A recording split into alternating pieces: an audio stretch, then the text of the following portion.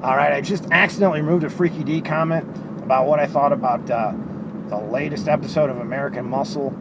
I'm always accidentally removing comments when I'm trying to reply, and then I hit remove, and then I can't find the comment. But he was asking about what I thought about, like, Mike Martin. I guess he's a lineman on the Titans or the Texans. I always mix those teams up.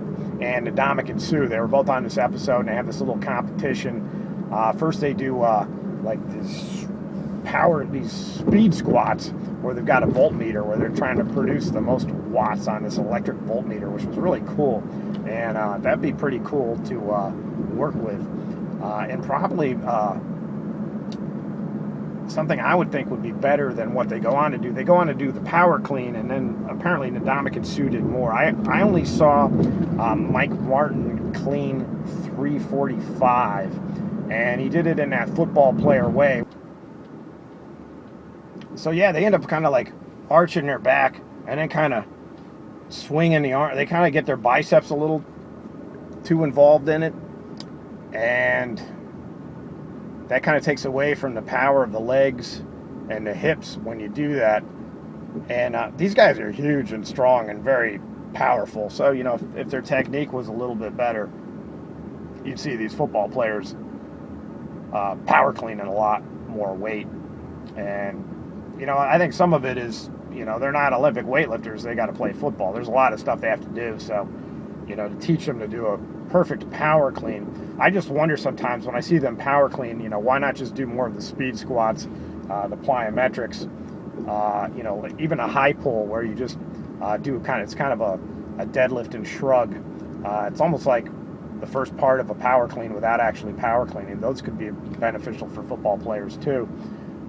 And any other topic kind of talking about is, you know, this guy Mike Martin was taunting Ndamukong Suh, and some of this is created for TV, but I'm sure a lot of this stuff goes on. But you know, Ndamukong Suh, we all know who he is if you're an American football fan. Mike Martin, he's pretty impressive in the weight room. I mean, the guy benches like 500 pounds, but you know, that doesn't always translate into being a better football player, because when you're on the football field, that's its own strength sport, I guess, in itself. I mean, these guys are banging in at 300-pound men, and then you have that whole unpredictable factor on the football field. I mean, there's guys that don't really care that much about the weight room. They go in because they have to. I saw a message board for one player, or actually on Twitter. It might have been Clay Matthews. Someone was asking about his workouts, and he says, I just do what the strength coach tells me to do. I really don't like working out. I like playing football, which sounds crazy to anybody, like all us little people with YouTube fitness channels, and we love working out, and here are these guys that are so much stronger, faster, and bigger than us, and they really don't like working out. They work out because they have to for football. And, you know, it's no surprise a lot of these guys end up kind of big and out of shape when they get out of football, because it's really, for these guys, it's about the glory of the game. So, yeah, there are guys that kind of really get into the weights, and I've heard this in different articles and books on about, you know, teams and stuff. There's always like this one guy who's like Mr. Weight Room, and then he's an okay player.